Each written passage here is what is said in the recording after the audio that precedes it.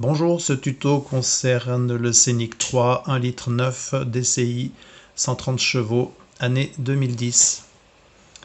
Voilà, je partage mon vécu avec le changement de la courroie d'accessoire, dite aussi courroie d'alternateur. Ouais, elle est tendue avec un galet de tension automatique qu'on aperçoit ici. Ici, nous avons le vilebrequin et la courroie. Voici le schéma général que fait la courroie. Et le galet tendeur ici vient donc tendre la courroie de façon à ce qu'elle ait une pression continue sur les poulies. Le travail va consister donc à exercer une pression qui va détendre un peu l'effort du galet tendeur de façon à pouvoir dégager la courroie ici sur le vilebrequin.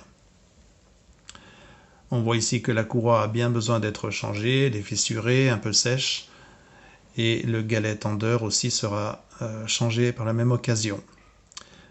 Donc le travail consiste à effectuer un effort sur l'écrou qui est soudé ici, de façon à détendre le galet tendeur et ainsi dégager la courroie. Pour ce faire, on va utiliser une clé de 16 et une rallonge de façon à exercer une force significative et détendre le ressort, puis relâcher la pression doucement. Ici, au centre, on a l'écrou qui permettra ensuite d'enlever complètement le galet tendeur avec précaution parce que le ressort est comprimé à l'intérieur encore et il peut se relâcher d'un seul coup, surtout si la pièce est usée. Voilà le nouveau galet tendeur tout neuf, prêt à être monté tel que je l'ai reçu dans ma commande. Donc, eh bien, on va remonter ce galet tendeur et placer la courroie tout autour, sauf sur la partie vilebrequin. Pour ce faire, il faudra faire la même opération qu'au début, c'est-à-dire détendre le galet tendeur un petit peu de façon à passer la courroie ici.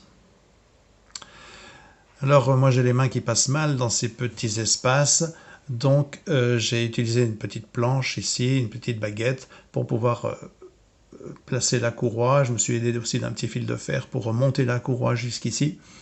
Et ensuite je l'ai bloqué avec une mousse, ici une balle de tennis, mais ça permet à la courroie de ne pas retomber à chaque fois qu'on la manipule au-dessous sur les autres poulies. Voilà donc la courroie qui passe dans tout son circuit, sauf ici. Et donc pour terminer, eh bien on refait la même procédure, c'est-à-dire qu'on va mettre une rallonge ici et exercer une force suffisante de façon à ce que le galet remonte et donne de la place pour pouvoir passer la courroie tout autour.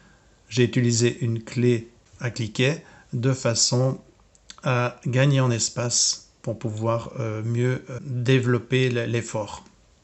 Il faut à peu près 20-30 cm de débattement pour pouvoir obtenir un dégagement suffisant du tendeur de façon à passer ensuite la courroie autour. Donc là, vous pouvez demander à quelqu'un de vous aider, de tenir la clé pendant que vous manipulez la courroie, ou bien sinon peut-être avec vos genoux, vous arrivez à pousser la clé, mais l'effort est quand même conséquent.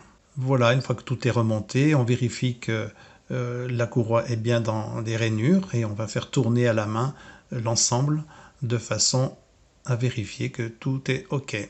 Voilà, j'espère que ce tuto vous aura été utile. Je n'en ai pas trouvé d'autres sur YouTube concernant ce galet tendeur automatique du Scénic 3.